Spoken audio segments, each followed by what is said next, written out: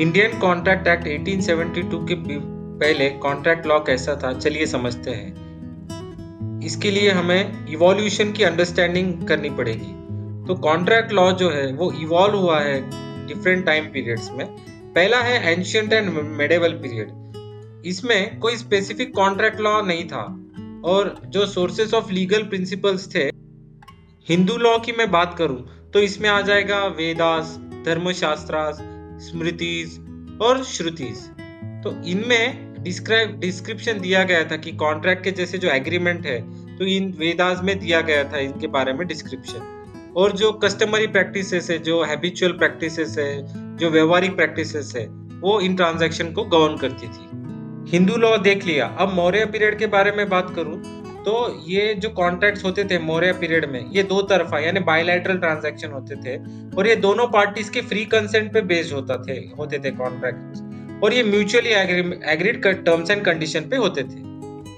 तो अब बात करते हैं contract law during the Mughal rule and Hindu law. तो पहले देखते हैं मुगल रूल। मुगल रूल में मोहम्मदी लॉ ऑफ कॉन्ट्रैक्ट जो है वो अप्लाई होता था और कॉन्ट्रैक्ट्स जो है वो गवर्न होते थे बाय मोहम्मदी लॉ ऑफ कॉन्ट्रैक्ट। की टर्म्स के बारे में बात करें तो अक्द का मतलब होता है कॉन्ट्रैक्ट यानी कंजंक्शन, लिजाब का मतलब होता है प्रपोजल और कबूल का मतलब होता है एक्सेप्टेंस। तो यहाँ इसमें कोई फॉर्मेलिटी जैसे लिखित में होना या किसी की जरूरत नहीं थी, ओनली एक्सप्रेस कंसेंट चाहिए था। हिंदू लॉ पे अगर मैं आ जाऊं तो हिंदू लॉज एंड कॉन्ट्रैक्ट्स में क्या होता था, ये बेस्ड होता था कस्टम्स एंड स्मृतिकारास के इंटरप्रिटेशन पे। मतलब जो ऑलरेडी चल रही प्रथाएं और स्मृतिकारास इनको इंटरप्रेट करते थे। कौन ऐसे लोग हैं जो इनकम्पिटेंट है कॉन्ट्रैक्ट करने के लिए, चलिए देखते हैं। पहला है माइनर यानी जो 16 साल के नीचे की आयु वाला है, और दूसरा है इंटॉक्सिकेटेड पर्सन यानी जो दारू वगैरह पीने वाला, और थर्ड जो है वो ओल्ड और हैंडीकैप्ड इंडिविजुअल है। तो ये लोग कॉन्ट्रैक्ट करने के लिए इनकम्पिटेंट। एज क्लासिफिकेशन जो नारद स्मृति के हिसाब से है उसके बारे में अगर मैं बात करूं तो इन्फेंट हम किसे कहेंगे जो 0 से 8 साल के बीच में, और बॉयहुड किसे कहेंगे जो 8 से 16 आयु के बीच में, और कॉम्पिटेंट टू कॉन्ट्रैक्ट कब होगा जब वो 16 के ऊपर हो जाएगा। अब बात करते हैं contract law during British rule and Indian contract act 1872। जो contract law during British period के बारे में बात करते हैं तो इंग्लिश लॉ अप्लाई हुआ था प्रेसिडेंसी टाउन्स यानी मद्रास, बॉम्बे और कलकत्ता में।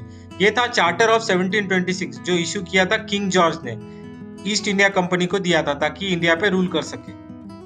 चार्टर के हिसाब से लॉ अप्लाई होते थे रिलीजन के बेस पे यानी धर्म के बेस पे। लेकिन अगर दोनों पार्टीज का रिलीजन डिफरेंट है तो जिसने केस किया है उसका जो ऑपोजिट पार्टी है उसका जो लॉ है, उसके जो धर्म का लॉ है वो अप्लाई होता था।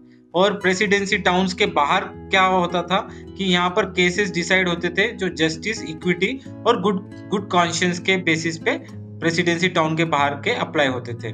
ये चलता रहा जब तक इंडियन कॉन्ट्रैक्ट एक्ट 1872 को फॉर्मली इंप्लीमेंट नहीं किया गया।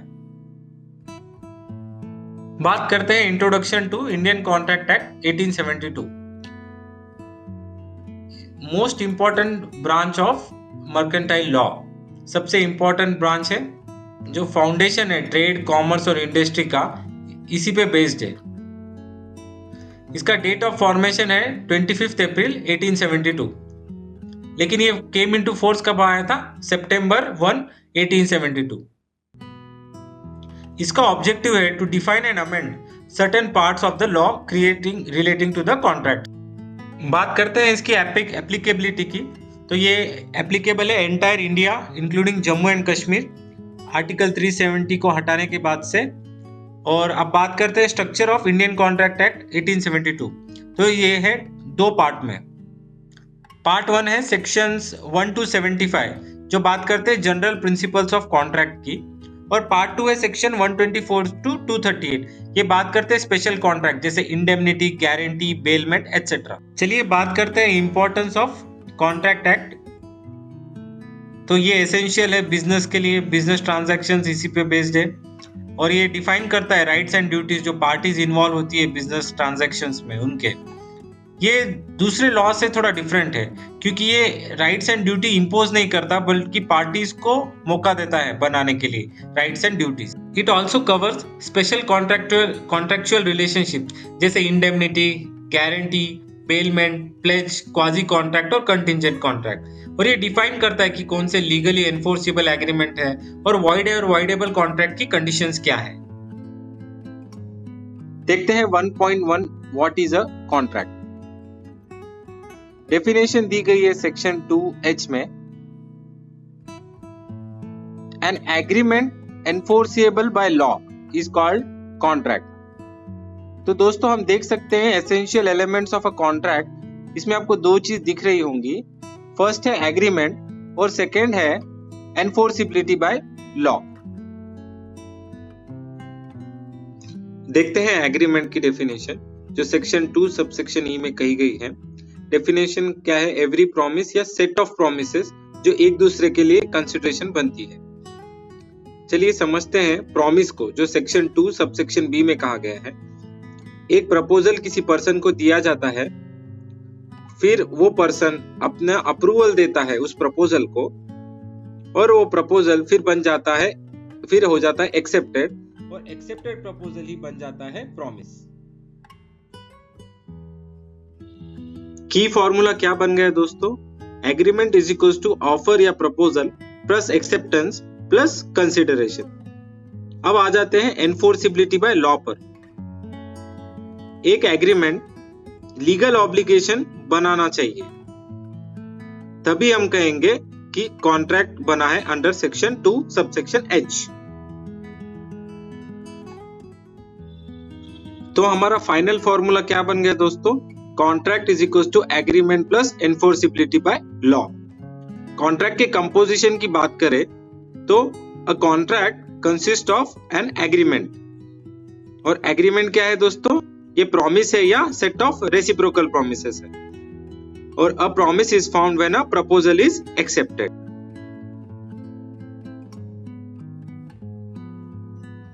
तो लीगल रिक्वायरमेंट सेक्शन 2H में क्या दी गई है कि an agreement must be enforceable by law to be a contract, यानी लॉ में एनफोर्सिबल होना चाहिए। इसका मतलब है ये बाइंडिंग नेचर का होना चाहिए, और जब कॉन्ट्रैक्ट बन जाता है तो राइट्स एंड ऑब्लिगेशन बन जाती है पार्टीज के बीच में। दोस्तों देखते हैं एग्जांपल नंबर 1। वैलिड कॉन्ट्रैक्ट का एग्जांपल है। ए एग्री करता है अपनी कार बेचने को बी को फॉर ₹2 लाख। तो यहाँ ऑब्लिगेशन एंड राइट्स क्या क्या हुए चेक करते हैं। ए का ऑब्लिगेशन है कार डिलीवर करना बी को, बी का राइट है कार रिसीव करना अपॉन पेमेंट, और बी का ऑब्लिगेशन क्या है? 2 लाख रुपए देना टू ए का राइट क्या है? To receive ₹2 lakh from B. तो कंक्लूजन यहाँ ये बनता है कि एक लीगली एनफोर्सेबल कॉन्ट्रैक्ट यहाँ पर एग्जिस्ट करता है। एग्जाम्पल नंबर 2 देखते हैं। सोशल एग्रीमेंट एक कॉन्ट्रैक्ट नहीं होता। एक पिता अपने बेटे को प्रॉमिस करता है कि वो ₹500 पॉकेट मंथली अलाउंस देगा, लेकिन बाद में वो रिफ्यूज कर देता है। यहाँ दोस्तों आप चेक कर सकते हैं कि लीगल ऑब्लिगेशन नहीं बना है। रीजन है, अगर रीजन हुआ कि एक social agreement is not intended to create legal relations, तो कंक्लूजन ये होता है कि जो बेटा है वो कोर्ट में इस प्रॉमिस को एनफोर्स नहीं कर सकता, इसीलिए ये कॉन्ट्रैक्ट की डेफिनेशन में नहीं आता है। तो legal obligations from agreement, law of contract सिर्फ उन्हीं एग्रीमेंट से डील करता है जिसमें लीगल ऑब्लिगेशन अराइज होता हो, और वो ऑब्लिगेशन कॉन्ट्रैक्चुअल इन नेचर होना चाहिए। ऑब्लिगेशन, कौन से obligation outside the law of contract है? जो ऑब्लिगेशन वो जिसमें agreement they are beyond the contract law. Example number 3 देखते हैं। वो कहता है status obligation are not a contract. तो जैसे obligation to maintain wife and children, court के ऑर्डर, लीगल ड्यूटीज, ये स्टेटस बेस्ड ऑब्लिगेशन है, तो इसीलिए ये कॉन्ट्रैक्ट के नेचर में नहीं आते। देखते हैं difference between agreement and contract. Basis of difference भी दिया गया है यहाँ पर, तो मीनिंग चेक करते हैं। एग्रीमेंट क्या है? वादे या सेट ऑफ वादे जो कंसिडरेशन का भाग बनते हैं एक दूसरे के लिए। यहाँ पे दो चीज़ें प्रॉमिस प्लस कंसिडरेशन है। कॉन्ट्रैक्ट का क्या है? एग्रीमेंट एनफोर्सिएबल बाय लॉ, दो चीज़ें agreement plus legal enforceability. Scope की बात करें तो एग्रीमेंट एक वाइडर टर्म है क्योंकि इसमें लीगल एंड सोशल एग्रीमेंट दोनों इंक्लूड होते हैं। कॉन्ट्रैक्ट की बात करें तो ये नैरो सेंस में है, with the specification that contract is only legally enforceable agreement, वही कॉन्ट्रैक्ट होता है। लीगल ऑब्लिगेशन की बात करें तो एग्रीमेंट में और may not create legal obligation, और एग्रीमेंट हमेशा पार्टीज को कोई राइट्स देता है ऐसा नहीं है। पर कॉन्ट्रैक्ट में क्या है, नेसेसरीली लीगल ऑब्लिगेशन क्रिएट होने चाहिए। A contract always grant right to both the parties, दोनों पार्टीज को कुछ राइट देते हैं। नेचर क्या है, all agreements are contract but all contracts are not agreement.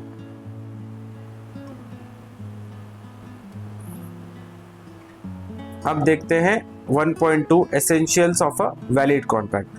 तो essentials of a valid contract section 10 of contract act 1872 में भी दिए गए हैं, और सेक्शन 10 के अलावा भी कुछ चीजें हैं जो जहां पर एसेंशियल्स ऑफ वैलिड कॉन्ट्रैक्ट दिए गए हैं।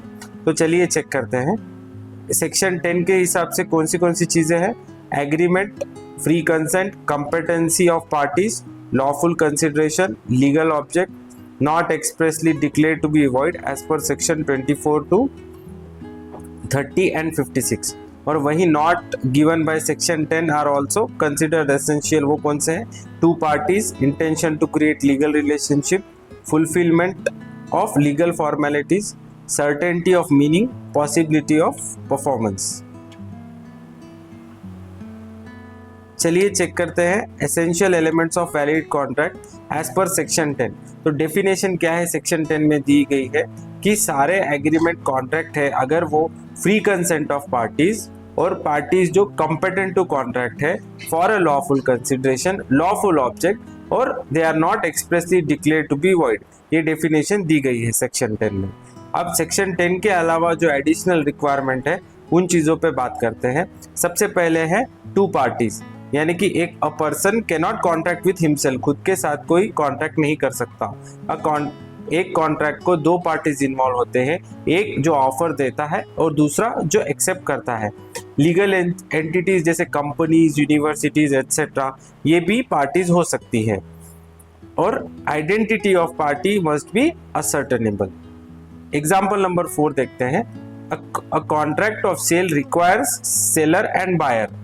अ person cannot always buy his own goods. तो दो सेलर और बायर, दो पार्टीज चाहिए। एक केस लॉ की बात करते हैं। State of Gujarat versus Ramanlal S and company. क्या हुआ, पार्टनरशिप डिसॉल्व हो गई और असेट जो थे वो पार्टनर्स के बीच डिस्ट्रीब्यूट होने थे। तो सेल्स टैक्स ऑफिसर यहाँ पे इस ट्रांजैक्शन को टैक्स करना चाहता था, पर कोर्ट क्या कहती है, ये सेल नहीं है क्योंकि पार्टनर जो थे वो जॉइंट ओनर थे। तो जो बेचने वाले हैं और सेलर है दोनों अलग पार्टीज नहीं थे, वो सेम थे। सेकेंड पॉइंट देखते हैं, intention to create legal obligation, यानी कि इंटेंशन होना चाहिए ताकि लीगल ऑब्लिगेशन बनाने का। सोशल या डोमेस्टिक एग्रीमेंट एनफोर्सेबल नहीं होते, पार्टीज का इंटेंशन होना चाहिए to create legal relations. Example number 5 देखते हैं। हस्बैंड प्रॉमिस करता है मेंटेनेंस टू वाइफ जब वो अब्रॉड जा रहा था तब, लेकिन बाद में वो फेल कर देता है पेमेंट करने के लिए। तो ये केस लॉ है बेल्फोर वर्सेस बेल्फोर। इसमें कोर्ट ने माना है कि यहाँ पे कोई लीगल ऑब्लिगेशन नहीं था, इसीलिए ये एनफोर्सेबल नहीं है। एग्जाम्पल नंबर 6, सोशल एग्रीमेंट एक कॉन्ट्रैक्ट नहीं होता। मिस्टर लेखपाल प्रॉमिस करता है ₹5 लाख टू हिज सन अगर वो सीए एग्जाम पास कर दे तो, लेकिन सन पास भी करता है और मनी क्लेम करता है। तो कोर्ट यहाँ पर कहती है कि यहाँ पर कोई लीगल ऑब्लिगेशन नहीं था, इसीलिए कोई कॉन्ट्रैक्ट नहीं है। एग्जाम्पल नंबर 7 देखते हैं। यहाँ पे लीगल एग्रीमेंट था इसीलिए कॉन्ट्रैक्ट एग्जिस्ट होता था। A sold goods to be on condition के पेमेंट जो है वो 30 दिन में होना चाहिए। यहाँ पर ए का इंटेंशन भी था लीगल रिलेशन क्रिएट करने के लिए। अगर बी फेल कर देता है पेमेंट करने के लिए तो A can sue B in court. अब देखते हैं थर्ड पॉइंट है हमारा, compliance with other formalities. Contract जो है वो रिटर्न या ओरल दोनों भी हो सकता है, बोथ आर लीगली वैलिड। लेकिन कुछ केसेस ऐसे हैं जहां पर रिटर्न कॉन्ट्रैक्ट जो है वो कंपलसरी होता है। एग्जाम्पल के तौर पर बात करें तो कॉन्ट्रैक्ट ऑफ इंश्योरेंस वो राइटिंग में होना चाहिए, और कॉन्ट्रैक्ट्स विथ इमूवेबल प्रॉपर्टी जिसमें रजिस्ट्रेशन वगैरह की रिक्वायरमेंट है तो ये राइटिंग में होना कंपलसरी है। और अगर कोई लॉ रिक्वायर करता है कि राइटिंग में हो, कि विटनेसेस यहाँ पर मौजूद हो या रजिस्ट्रेशन हो, तो ये जब फॉर्मेलिटीज कंप्लाई होंगी तभी हम मानेंगे कि कॉन्ट्रैक्ट हुआ है। फोर्थ है हमारा सर्टेनिटी ऑफ मीनिंग। एग्रीमेंट हमेशा क्लियर होना चाहिए, उसमें डेफिनेट टर्म्स होने चाहिए। वेग और इनडेफिनेट टर्म्स अगर रहे तो वो वैलिड कॉन्ट्रैक्ट नहीं होगा। एग्जाम्पल नंबर 8 देखते हैं। ए एग्री करता है बी को सेल करने के लिए टू 100 टन्स ऑफ ऑयल। यहाँ पर बताया ही नहीं गया कि किस प्रकार का ऑयल है, इसीलिए agreement is too vague to be perform. Example number 9 देखते हैं। यहाँ पर अनसर्टन लीज की बात की गई है। XYZ लिमिटेड क्या करता है, लैंड लीज पर देता है to A for indefinite period. यहाँ पर ड्यूरेशन क्लियरली मेंशन नहीं था, इसीलिए agreement is invalid due to uncertainty. Fifth point है हमारा possibility of performance. Contract must be practically possible to perform, यानी परफॉर्मेंस होना चाहिए। Agreement to perform impossible acts are void. Example number 10 देखते हैं जो इम्पॉसिबल एग्रीमेंट का है। ए एग्री करता है बी को कि वो खजाना ढूंढ लेगा फ्रॉम मैजिक से। ये दोस्तों ये तो इम्पॉसिबल है परफॉर्मेंस के लिए, इसलिए यहाँ पर एग्रीमेंट जो है वो एनफोर्स नहीं कर सकते। दोस्तों अब देखते हैं essential element of valid contract as per section 10। अभी तक हमने देखा अदर देन सेक्शन 10, अब सेक्शन 10 के बारे में बात करते हैं। तो फर्स्ट है ऑफर एंड एक्सेप्टेंस। तो agreement is the first essential element of a valid contract, यानी वैलिड कॉन्ट्रैक्ट का सबसे पहला एसेंशियल चीज है एग्रीमेंट। तो डेफिनेशन देखते हैं सेक्शन 2E में, एवरी प्रॉमिस या set of promises which are forming consideration for each other is an agreement. और या अब देखते हैं डेफिनेशन 2B है प्रपोजल की। एक प्रपोजल जब एक्सेप्ट बन जाता है तब वो प्रॉमिस कहलाता है। तो एग्रीमेंट जो है वो आउटकम होता है ऑफर और एक्सेप्टेंस जो कंसिडरेशन के लिए दिया गया हो। अब बात करते हैं सेकेंड पॉइंट की, फ्री कंसेंट। कंसेंट मतलब जब दो या उससे ज्यादा पर्सन एग्री करते हैं सेम चीज पे और सेम सेंस में, इसको हम कहते हैं कंसेंसस एड इडम। यानी कि हम बात कर रहे हैं आइडेंटिटी यानी एक मत of minds in understanding contract term. और कंसेंट जो है वो फ्री होना चाहिए। It should not be caused by coercion, undue influence, fraud, misrepresentation और मिस्टेक। एग्जाम्पल नंबर 11, ए जो है ए के पास 2 कार है, वो ऑफर करता है बी को कि वो लाल वाली गाड़ी बेचेगा, लेकिन बी क्या सोच रहा है कि वो परचेस कर रहा है ब्लैक कार। तो यहाँ पर कंसेंसस एड इडम नहीं है, इसीलिए ये यहाँ पर कॉन्ट्रैक्ट नहीं हो सकता। एग्जाम्पल नंबर 12, ए जो है वो थ्रेटन करता है बी को कि वो उसको शूट कर देगा अगर वो उसे 2 लाख रुपए नहीं देगा। तो ये तो बी एग्री करता है अंडर कोअर्जन यानी कि धमकी के बदले, इसीलिए ये एग्रीमेंट यहाँ पर जो है वो वैलिड नहीं कहलाया जाएगा। थर्ड पॉइंट हमारा देखते हैं कैपेसिटी ऑफ पार्टी। तो लीगल एबिलिटी होनी चाहिए टू कॉन्ट्रैक्ट जो सेक्शन 11 में दी गई है। और यहाँ पर बात करते हैं कि कौन सा पर्सन कॉम्पिटेंट है कॉन्ट्रैक्ट करने के लिए। तो यहाँ पर 3 कंडीशन है। ए कंडीशन वो मेजॉरिटी एज के है यानी 18 साल या उससे ऊपर है। बी की बात करें तो वो साउंड माइंड के हैं। सी वो डिस्क्वालिफाइड नहीं है बाय लॉ के। तो पहले बात करते हैं कि जो माइनर्स है वो बिलो 18 ईयर्स के वो इनकम्पिटेंट है कॉन्ट्रैक्ट करने के लिए।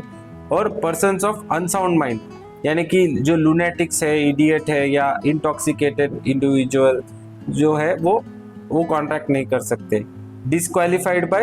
डिस्क्वालिफाइड पर्सन यानी एलियन एनिमीज दूसरे देश के, फॉरेन सोवरेन्स जो कन्विक्ट्स है यानी जो गुनाह किया है जिन्होंने, वो कॉम्पिटेंट नहीं होते कॉन्ट्रैक्ट करने के लिए। तो contracts by incompetent persons are not valid. Fourth part पे आ जाते हैं, वो है कंसिडरेशन। ये कहता है क्विड प्रो क्यो यानी कि समथिंग इन रिटर्न। तो कंसिडरेशन में इन्वॉल्व राइट या इंटरेस्ट होता है या प्रॉफिट होता है या बेनिफिट होता है एक पार्टी को, या फिर फॉरबियरेंस, डेट्रीमेंट, लॉस या रेस्पॉन्सिबिलिटी सफर करता है अदर पार्टी। तो ये चीज भी कंसिडरेशन के अंदर आती है। एग्जाम्पल नंबर 13 देखते हैं। ए एग्री करता है बी को उसके बुक्स बेचने के लिए फॉर ₹100 और बी प्रॉमिस करता है to pay ₹100 as consideration for as promise. तो ए का प्रॉमिस यहाँ है बुक सेल करना is the consideration for B's promise. Fifth point पे बात करते हैं तो लॉफुल कंसिडरेशन एंड ऑब्जेक्ट। तो कंसिडरेशन एंड ऑब्जेक्ट ये दोनों भी लॉफुल होने चाहिए। सेक्शन 23 में दिया गया है कि कब कंसिडरेशन और ऑब्जेक्ट लॉफुल नहीं होते, जब वो प्रोहिबिटेड बाय लॉ होते हैं, जब वो डिफीट करते हैं प्रोविजंस ऑफ लॉ, या तो कुछ फ्रॉडुलेंट या इंजुरी कॉज करते हैं, या इमोरल या अगेंस्ट पब्लिक पॉलिसी होते हैं। एग्जाम्पल नंबर 14 देखते हैं। ए प्रॉमिस करता है कि वो बी के अगेंस्ट जो रॉबरी का केस है वो वापस ले लेगा अगर बी जो है वो उसके स्टोलन गुड्स रिटर्न कर देगा। तो यहाँ पर एग्रीमेंट वॉइड है क्योंकि यहाँ ऑब्जेक्ट जो है वो अनलॉफुल है। एग्जाम्पल नंबर 15 देखते हैं। ए एग्री करता है बी को घर बेचने के लिए in exchange of 100 kgs of cocaine जो ड्रग्स है जो इलीगल है, तो यहाँ एग्रीमेंट इलीगल है इसीलिए क्योंकि यहाँ पर अनलॉफुल कंसिडरेशन है। 6th पॉइंट देखते हैं जो हमारा लास्ट पॉइंट है as per section 10, not expressly declared void, यानी कि agreement must not be illegal या वॉइड। इलीगल एग्रीमेंट हम किसको बोलेंगे, जो प्रोहिबिटेड बाय लॉ है और जिसका कोई लीगल इफेक्ट नहीं होगा, और वॉइड एग्रीमेंट किसे कहेंगे, जिसके कोई लीगल कॉन्सिक्वेंसेस नहीं है और जो नॉन एनफोर्सिबल है, यानी कोर्ट में उसे एनफोर्स नहीं कर सकते। एग्जाम्पल नंबर 16 देखते हैं, जिसको थ्रेट मिला है टू कमिट मर्डर या डिफेमेटरी स्टेटमेंट या एग्रीमेंट अगेंस्ट पब्लिक पॉलिसी या एग्रीमेंट रिस्ट्रेनिंग ट्रेड मैरिजेस और लीगल प्रोसीडिंग्स, ये वॉइड होते हैं। अब चलते हैं हमारे 1.3 टाइप्स ऑफ कॉन्ट्रैक्ट में। सबसे पहले हमारा टाइप है वैलिड कॉन्ट्रैक्ट। एक कॉन्ट्रैक्ट जो है वो binding and enforceable by law होता है, जिसमें सारे एलिमेंट्स ऑफ वैलिड कॉन्ट्रैक्ट मौजूद हो। एग्जाम्पल नंबर 17 देखते हैं, ए ऑफर करता है उसकी बाइक बेचने को टू बी फॉर ₹50,000 और बी भी एग्री कर लेता है उस बाइक को खरीदने के लिए, तो एग्रीमेंट यहाँ पर एनफोर्सेबल बाय लॉ है, इसीलिए ये एक वैलिड कॉन्ट्रैक्ट है। सेकेंड पॉइंट देखते हैं वॉइड कॉन्ट्रैक्ट, जो सेक्शन 2J में दिया गया है। A contract that is valid initially, जो वैलिड था पहले बट वो एनफोर्सेबल होने से सीज हो जाता है, मतलब can not B enforced in court और लॉ। एग्जाम्पल नंबर 18 देखते हैं, मिस्टर एक्स एग्री करता है कि वो एक बुक लिखेगा किसी पब्लिशर के लिए, लेकिन एक्स की जो है मौत हो जाती है बिफोर कंप्लीटिंग, तो यहाँ पर पहले तो ये कॉन्ट्रैक्ट वैलिड था लेकिन कॉन्ट्रैक्ट अभी वॉइड बन गया है क्योंकि इम्पॉसिबिलिटी ऑफ परफॉर्मेंस की वजह से। एग्जाम्पल नंबर 19 देखते हैं, ए कॉन्ट्रैक्ट करता है बी को to supply 10 tons of sugar, लेकिन सप्लाई के पहले ही बी के फैक्ट्री में जो है आग लग जाती है और सारा माल जो है वो डिस्ट्रॉय हो जाता है, तो कॉन्ट्रैक्ट यहाँ पर वॉइड बन जाता है क्योंकि यहाँ पर सब्जेक्ट मैटर का जो है वो डिस्ट्रक्शन हो गया है। Third type of contract voidable contract, section 2I में है। एक कॉन्ट्रैक्ट जो एनफोर्सिएबल है एक ही पार्टी के हाथ में पर अपोजिट पार्टी के पास नहीं, उसको हम कहते हैं वॉइडेबल कॉन्ट्रैक्ट। ये कब, ऐसी सिचुएशन कब अराइज होगी, जब कंसेंट सामने वाली पार्टी से लिया गया हो बाय कोर्जन या अनडू इन्फ्लुएंस से या फ्रॉड से किया गया हो या मिसरिप्रेजेंटेशन से। एग्जाम्पल के थ्रू समझते हैं। एग्जाम्पल नंबर 20, एक्स जो है वो एग्री करता है उसकी स्कूटर बेचने के लिए टू वाई और कंसिडरेशन ₹1 लाख, लेकिन Y was forced to by X at gun point to agree, तो यहाँ पर एक्स जो है वो एग्रीड पार्टी है, उसके पास वो ऑप्शन है कॉन्ट्रैक्ट वॉइड करने का, लेकिन अगर एक्स के पास ये भी ऑप्शन है टू अपहोल्ड द कॉन्ट्रैक्ट, तो Y can not, but Y जो है वो पीछे नहीं हट सकता। यहाँ पर ऑप्शन जो है लॉ किसके पास देता है, एक्स के पास। Second, when performance is prevented by other party, यानी कि एक पार्टी जो है दूसरे पार्टी को उसका प्रॉमिस फुलफिल करने नहीं देंगी, तब उस दूसरी पार्टी के पास वो कॉन्ट्रैक्ट वॉइडेबल करने का ऑप्शन आ जाता है।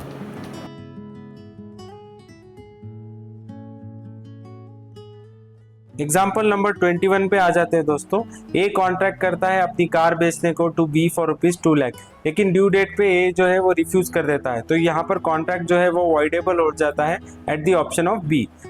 जब परफॉर्मेंस की स्पेसिफाइड टाइम में कंप्लीट नहीं होता तब ये वॉइडेबल कॉन्ट्रैक्ट बन जाता है। अगर एक पार्टी फेल करती है परफॉर्म करने में विद इन एग्रीड टाइम, तो कॉन्ट्रैक्ट जो है वो वॉइडेबल हो जाता है at the option of promise C. Example number 22 देखते हैं। ए जो है एग्री करता है हाउस कंस्ट्रक्ट करके देने के लिए टू बी बाय 31 मार्च 2022, लेकिन ये जो है वो नहीं कर पाता कंस्ट्रक्शन ऑन टाइम, तो कॉन्ट्रैक्ट जो है वो वॉइडेबल है at the option of B. अब चेक करते हैं वॉइड और वॉइडेबल कॉन्ट्रैक्ट के बीच में डिफरेंस। बेसिस क्या है, फर्स्ट मीनिंग चेक करते हैं। A contract ceases to be enforceable by law, it becomes void when it ceases to be enforceable। voidable contract में क्या है, एन एग्रीमेंट जो enforceable by law है लेकिन किसी एक पार्टी के पास इसका राइट है दूसरे पार्टी के पास नहीं है, तब ऐसे कॉन्ट्रैक्ट को हम कहेंगे voidable कॉन्ट्रैक्ट। एनफोर्सिबिलिटी की बात करें तो अ void contract can not B enforced at all, बिल्कुल ही एनफोर्स नहीं कर सकते, लेकिन enforceable eight the option of one party, agreed party, यानी जिसके पार्टी के साथ नुकसान हुआ है उसके पास ये ऑप्शन है, तब ये वॉइडेबल कॉन्ट्रैक्ट है। बेसिस कॉस्ट में चेक करते हैं। A contract becomes void due to, या तो लॉ में कुछ चेंज हो गया है, कुछ सर्कमस्टांसेस चेंज हो गए, जैसे अभी चेक किया था जो मौत हो गई परफॉर्मर की, तो ये बियॉन्ड कंटेम्पलेशन ऑफ पार्टीज है। वॉइडेबल कॉन्ट्रैक्ट में क्या होता है, कॉन्ट्रैक्ट बिकम्स वॉइडेबल कॉन्ट्रैक्ट अगर सामने वाले पार्टी का जो कंसेंट है वो फ्री नहीं था। परफॉर्मेंस ऑफ कॉन्ट्रैक्ट देखते हैं। Avoid contract can not B, बिल्कुल भी परफॉर्म नहीं कर पाते, लेकिन एग्रीड पार्टी, लेकिन वॉइडेबल कॉन्ट्रैक्ट में क्या होता है, जो एग्रीड यानी नुकसान जिस पार्टी ने झेला है उसने अगर रीजनेबल टाइम में अपना राइट एक्सरसाइज नहीं किया टू कैंसल द कॉन्ट्रैक्ट, तो दूसरा पार्टी जो है वो स्यू कर सकता है उस पार्टी को for claiming performance of the contract. Fifth point है हमारा राइट्स। वॉइड कॉन्ट्रैक्ट किसी भी पार्टी को कोई भी राइट नहीं देता, जबकि वॉइडेबल कॉन्ट्रैक्ट में जो पार्टी जिसका कंसेंट फ्री नहीं था उसके पास राइट है टू अवॉइड द कॉन्ट्रैक्ट, लेकिन रीजनेबल टाइम तक ही है। अगर उस टाइम के अंदर उन्होंने वो कॉन्ट्रैक्ट को रेसिंड कर दिया तो ये वॉइड कॉन्ट्रैक्ट बन जाएगा, अगर नहीं किया तो ये वैलिड कॉन्ट्रैक्ट बन जाएगा। तो ये था डिफरेंस। फोर्थ हमारा टाइप है इलीगल कॉन्ट्रैक्ट। डेफिनेशन की बात करें तो इलीगल कॉन्ट्रैक्ट किसे कहेंगे, जो लॉ में फॉरबिडन है करने के लिए। All illegal agreements are void but not all void agreements are illegal.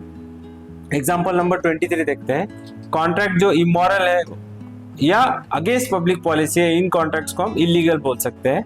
Are agree करता है to purchase brown sugar. Brown sugar का मतलब होता है ड्रग्स, तो ये इलीगल एग्रीमेंट है, इसीलिए यहाँ पे ये वॉइड एग्रीमेंट है। अब देखते हैं void agreement section 2G। An agreement not enforceable by law is void. तो कौन से फैक्टर्स है जो एग्रीमेंट को वॉइड बनाते हैं, या तो ऑब्जेक्ट या कंसिडरेशन अनलॉफुल है, या इलीगैलिटी ऑफ कॉन्ट्रैक्ट जो है उसको वॉइड बनाती है। चलिए अब डिफरेंस चेक करते हैं between void agreement and illegal agreement. Scope की बारे में बात करें तो वॉइड एग्रीमेंट नेसेसरीली इलीगल नहीं है, लेकिन an illegal agreement is always void. Nature की बात करें तो लॉ के अंदर फॉरबिडन नहीं है वॉइड एग्रीमेंट, लेकिन इलीगल एग्रीमेंट में they are forbidden under law. Punishment, parties are not liable for any punishment under the law, ये वॉइड एग्रीमेंट में है। इलीगल एग्रीमेंट में पार्टीज को पनिशमेंट हो सकती है। कोलैटरल एग्रीमेंट, ये एक इंपॉर्टेंट पॉइंट है। वॉइड एग्रीमेंट में क्या होता है, जो इस कोलैटरल एग्रीमेंट है जो इससे संबंधित एग्रीमेंट है, इससे लिंक्ड एग्रीमेंट है, वो वॉइड कॉन्ट्रैक्ट में वैलिड भी हो सकते हैं। लेकिन इलीगल एग्रीमेंट में क्या होता है, जो कोलैटरल होते हैं, जो संबंधित एग्रीमेंट होते हैं, वो हमेशा वॉइड होते हैं। अब आते हैं हमारे फिफ्थ पॉइंट पे, जो है अनएनफोर्सेबल कॉन्ट्रैक्ट। डेफिनेशन क्या है, कॉन्ट्रैक्ट जो वैलिड है सब्सटेंस में but can not be enforce due to technical defect. और रीजंस क्या है अनएनफोर्सिबिलिटी के, जैसे राइटिंग में नहीं है या टाइम बार्ड हो गया है, डेट जो है अंडर लिमिटेशन एक्ट। देखते हैं एग्जांपल से। ए जो है वो कुछ गुड्स खरीदता है बी से इन 2018, लेकिन कोई पेमेंट नहीं करता टिल 2022, तो B can not sue A in 2022 as it exceeds the 3 year limitation period. तो एक वैलिड डेट कब तक एनफोर्सिएबल है, 3 ईयर्स तक अंडर द लिमिटेशन एक्ट। और ट्रांसफर ऑफ इमूवेबल प्रॉपर्टी की बात करूँ तो ये राइटिंग में होना चाहिए एनफोर्सेबल होने के लिए, तो इसीलिए ये जो है अनएनफोर्सेबल कॉन्ट्रैक्ट के अंदर आते हैं। अब हमारा क्लासिफिकेशन देखते हैं based on formation of contract. Contract कैसे बनते हैं इस पे क्लासिफिकेशन। फर्स्ट है हमारा एक्सप्रेस कॉन्ट्रैक्ट, जो section 9 of Indian contract act में दिया गया है। एक्सप्रेस कॉन्ट्रैक्ट हम कब कहेंगे, जब terms are clearly stated in words. Words या तो रिटर्न में हो सकते हैं या ओरल हो सकते हैं। एक्सप्रेस कॉन्ट्रैक्ट का एग्जांपल नंबर 25। ए बी को फोन पर कॉल करता है, ऑफर करता है उसका घर बेचने के लिए for ₹20 lakh. B offer accept कर लेता है, इसे हम कहेंगे एक्सप्रेस कॉन्ट्रैक्ट। सेकेंड है इम्प्लाइड कॉन्ट्रैक्ट, ये दिया है सेक्शन 9 इंडियन कॉन्ट्रैक्ट एक्ट में। ये कंडक्ट से क्रिएट होता है और कोर्स ऑफ डीलिंग से, without express of words. Example number 26। Coolie uniform में होता है वो ए का लगेज रेलवे स्टेशन पर उठाता है और ए भी अलाउ करता है उसको एक करने से। तो यहाँ देखते हैं दोस्तों कि एक इम्प्लाइड कॉन्ट्रैक्ट है और ए जो है he must pay coolie for his services. Example number 27। ए जो है वो कॉफ़ी पीता है एक रेस्टोरेंट में, ये एक इम्प्लॉयड कॉन्ट्रैक्ट है और ए जो है उससे कॉफ़ी का पेमेंट करना पड़ेगा। थर्ड है हमारा टैसिट कॉन्ट्रैक्ट। ये कॉन्ट्रैक्ट सिर्फ कंडक्ट से इन्फर किया जा सकता है, यहाँ पे स्पोकन या रिटन वर्ड्स नहीं होते। ये भी इम्प्लॉयड कॉन्ट्रैक्ट्स के कैटेगरी में ही फॉल करता है, जैसे विड्रॉ करना कैश एटीएम से, ऑक्शन से। कॉन्ट्रैक्ट जब अस्यूम होता है जब हैमर जो है वो फॉल होता है। फोर्थ है हमारा क्वाजी कॉन्ट्रैक्ट। ये एक्चुअल कॉन्ट्रैक्ट नहीं है बट इसे इम्पोज करता है लॉ अंडर स्पेशल सर्कमस्टांस। यहाँ ऑफर भी नहीं होता, एक्सेप्टेंस भी नहीं और ना ही कंसेंट इन्वॉल्व होता है। एग्जाम्पल देखते हैं, एग्जाम्पल नंबर 28। जो लॉस्ट गुड्स का फाइंडर है उसे ओनर को रिटर्न करना ही होगा, ये एक एग्जाम्पल हुआ। और पर्सन जो है, किसी पर्सन को अगर किसी की मनी मिलता है बाय मिस्टेक तो he must repay it. Example number 29। T एक ट्रेड्समैन है जो सी के घर पे अपने गुड्स गलती से छोड़ देता है। अब सी उसे अपने गुड्स मानकर यूज भी करता है, तो नाउ क्वाजी कॉन्ट्रैक्ट कहता है सी इज लीगली बाउंड टू पे फॉर देम। फिफ्थ है हमारा ई कॉन्ट्रैक्ट। कॉन्ट्रैक्ट जो फॉर्म होते हैं यूजिंग इलेक्ट्रॉनिक मीन्स, जैसे emails, website etcetera. Electronic data interchange enable करता है बिजनेस ट्रांजैक्शंस को ऑनलाइन करने में। अब हम क्लासिफिकेशन देखते हैं based on performance of contract. First है हमारा एग्जीक्यूटेड कॉन्ट्रैक्ट। यहाँ पर क्या होता है, दोनों भी पार्टीज ने अपने ऑब्लिगेशन फुलफिल कर दिए। Example number 30। एक दुकानदार शुगर बेचता है फॉर कैश पेमेंट, यहाँ कैश भी मिल गई और शुगर भी बेच दिया, तो it is executed contract. Second है हमारा एग्जीक्यूटरी कॉन्ट्रैक्ट। इसमें obligations are yet to be performed. Example number 31। G agree करता है ट्यूशन पढ़ाने के लिए एच को फ्रॉम नेक्स्ट मंथ। एच भी प्रॉमिस करता है 1000 रुपये पर मंथ देने को, तो ये contract yet to be performed है, इसीलिए इसे हम एग्जीक्यूटरी कॉन्ट्रैक्ट कहेंगे। अब यूनिलैटरल एंड बायलैटरल कॉन्ट्रैक्ट्स देखते हैं, जो टाइप्स ऑफ एग्जीक्यूटरी कॉन्ट्रैक्ट है। यूनिलैटरल कॉन्ट्रैक्ट, इसमें क्या होता है, वन साइडेड कॉन्ट्रैक्ट होता है, जहाँ पर एक पार्टी अपने ऑब्लिगेशंस फुलफिल कर चुकी होती है, लेकिन दूसरे पार्टी के ऑब्लिगेशन अभी पेंडिंग होते हैं। Example number 32। एम एडवर्टाइज करता है कि वो 50,000 रिवॉर्ड देगा जो भी उसके खोए हुए बेटे को खोज लेगा। बी उस बेटे को खोज लेता है और उसे वापस लाता है। यहाँ पर बी ने तो अपना काम कर दिया, but it is pending for M, जिसे 50,000 रुपये पे करने हैं, तो इसे हम कहेंगे यूनिलैटरल एग्जीक्यूटरी कॉन्ट्रैक्ट। अब आते हैं बायलैटरल कॉन्ट्रैक्ट पे। इसमें ऑब्लिगेशन दोनों पार्टीज की पेंडिंग होती है। Example number 33। ए एग्री करता है कि वो अपना प्लॉट बी को बेचेगा फॉर ₹10 लाख। बी भी सिर्फ 2.5 लाख रुपए पे करता है एज अर्नेस्ट मनी या टोकन मनी, और प्रॉमिस करता है कि वो बाकी का बाद में पे करेगा। ए भी पोजीशन देता है और प्रॉमिस करता है कि वो सेल डीड जो है वो एग्जीक्यूट करेगा बाद में। तो यहाँ पर दोनों पार्टीज की पेंडिंग ऑब्लिगेशन है, इसीलिए हम कहेंगे कि ये बायलैटरल एग्जीक्यूटरी कॉन्ट्रैक्ट है। अब आ जाते हैं 1.4 प्रपोजल या ऑफर। ये दिया गया है section 2A of Indian contract act 1872। Definition check करते हैं ऑफर या प्रपोजल की। तो सेक्शन 2A कहता है, जब एक पर्सन सिग्निफाई करता है दूसरे को अपना विलिंगनेस कुछ करने के लिए या कुछ नहीं करने के लिए, पर इस उद्देश्य की सामने वाले का एक्सेप्टेंस या असेंट मिले उस एक्ट को या कुछ नहीं करने को, इसे हम कहेंगे proposal. Essentials of a proposal या offer. Promisor, offeror and offeree, तो ये टर्म्स है, इनको ध्यान में रखना है, ये आगे भी बहुत यूज होंगे। Person making the officer offer, इसे हम कहेंगे प्रॉमिसर या offeror. Person receiving the offer, इसे हम कहेंगे offeree. Person accepting the offer, इसे हम कहेंगे प्रॉमिसी या एक्सेप्टर। सेकेंड आ जाता है हमारा विलिंगनेस टू डू और not to do something. Offer must express his willingness to act और एब्सटेन फ्रॉम डूइंग, और ये इंटेंशन क्लियर होना चाहिए और ये उस उद्देश्य से होना चाहिए कि सामने वाले का असेंट यानी एक्सेप्टेंस मिले।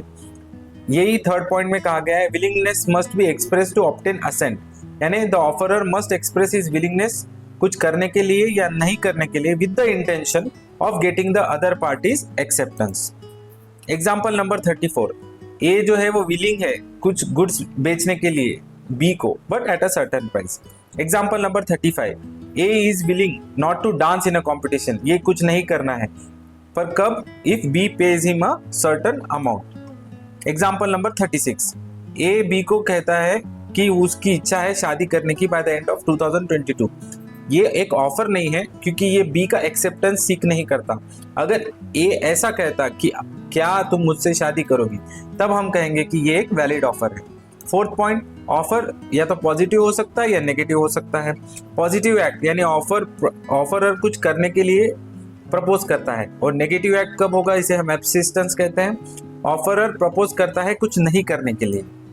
एग्जाम्पल नंबर 37 बात करता है पॉजिटिव एक्ट की। ए ऑफर करता है उसकी कार बेचने को टू बी फॉर ₹3 लाख। ए जो है ये एक वैलिड ऑफर कर रहा है, ये पॉजिटिव एक्ट है। एग्जाम्पल नंबर 38 में नेगेटिव एक्ट है, एब्सिस्टेंस चेक करते हैं। ए की कार का एक्सीडेंट हो जाता है बी की स्कूटर के साथ। ए कहता है बी को कोर्ट कोर्ट ना जाए और उसे प्रॉमिस करता है कि वो उसकी स्कूटर के रिपेयर चार्जेस पे कर देगा। तो ये एक ऑफर है जिससे एब्सिस्टेंस होता है, यानी कि नॉट डूइंग समथिंग। अब हम जनरल ऑफर की बात करते हैं। ऑफर जो पब्लिक एट लार्ज को दिया गया है और कोई भी इसे एक्सेप्ट करके ऑफर परफॉर्म कर सकता है। तो as per section 8 is performing the conditions of the offer is considered acceptance. तो कोई भी ऑफर एक्सेप्ट कर सकता है अंटिल विड्रॉन।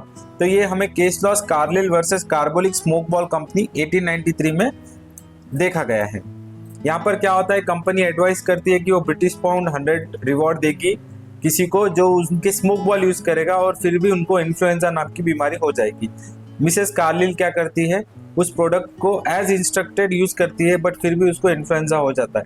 तो कोर्ट यहाँ पर कहता है कि उन्होंने एक्सेप्ट किया जनरल ऑफर को by performing that and company was bound to pay. B special या स्पेसिफिक ऑफर सिर्फ पर्टिकुलर पर्सन या किसी ग्रुप को किया जाता है और वही स्पेसिफाइड पर्सन उसको एक्सेप्ट कर सकते हैं। एग्जाम्पल नंबर 39, ए ऑफर करता है उसकी कार बेचने को to B at a certain price और सिर्फ बी ही ये ऑफर एक्सेप्ट कर सकता है। नेक्स्ट है सी क्रॉस ऑफर। जब दो पार्टीज आइडेंटिकल ऑफर्स देती हैं बिना एक दूसरे के ऑफर को जाने, इसे हम कहेंगे क्रॉस ऑफर। तो यहाँ पर कॉन्ट्रैक्ट फॉर्म नहीं होता क्योंकि एक ऑफर दूसरे का एक्सेप्टेंस नहीं बन सकता। एग्जाम्पल नंबर 40 देखते हैं। ए ऑफर करता है अपनी कार बेचने को बी को फॉर ₹2 लाख। बी बिना जाने ए का ऑफर वही ऑफर करता है कि वो सेम कार बाय करेगा फॉर ₹2 लाख। यहाँ पे कॉन्ट्रैक्ट फॉर्म नहीं हुआ क्योंकि बोथ ऑफर एग्जिस्ट करते हैं इंडिपेंडेंटली। डी देखते हैं काउंटर ऑफर। जब ऑफर ही अपना ओरिजिनल ऑफर टर्म मॉडिफाई करे तो इसे हम कहेंगे काउंटर ऑफर, और काउंटर ऑफर का मतलब होता है rejection of original offer. Example number 41 देखते हैं। ए ऑफर करता है अपना प्लॉट बेचने के लिए टू बी फॉर ₹10 लाख, पर बी रेस्पॉन्ड करता है ऑफर देकर ₹8 लाख का। तो इसे हम कहेंगे बी के ऑफर को काउंटर ऑफर, जो ए का ओरिजिनल ऑफर को टर्मिनेट कर देता है। अगर बाद में बी एग्री करता है फॉर ₹10 लाख तो ए के पास ऑप्शन होता है रिफ्यूज करने का। देखते हैं ई स्टैंडिंग, कंटिन्यूइंग या ओपन ऑफर। इसका मतलब होता है ऑफर जो ओपन रहता है for acceptance over a period of time. ये कॉमन दिखता है tenders for supply of goods and services में। अब बात करते हैं essentials of a valid offer. First है it must be capable of creating legal relations. तो एक ऑफर का इंटेंशन होना चाहिए ताकि वो लीगल रिलेशनशिप बनाए। Social invitation day not create legal consequence. देखते हैं एग्जाम्पल नंबर 42। ए इनवाइट करता है बी को for his birthday party. B भी एक्सेप्ट करता है और ट्रैवल करता है टू द वेन्यू, बट पाता है कि ए वहां पर नहीं है। अब बी केस कर देता है ए पर फॉर ट्रैवल एक्सपेंसेस।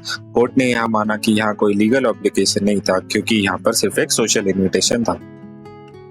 नेक्स्ट देखते हैं it must be certain, definite and not वेग।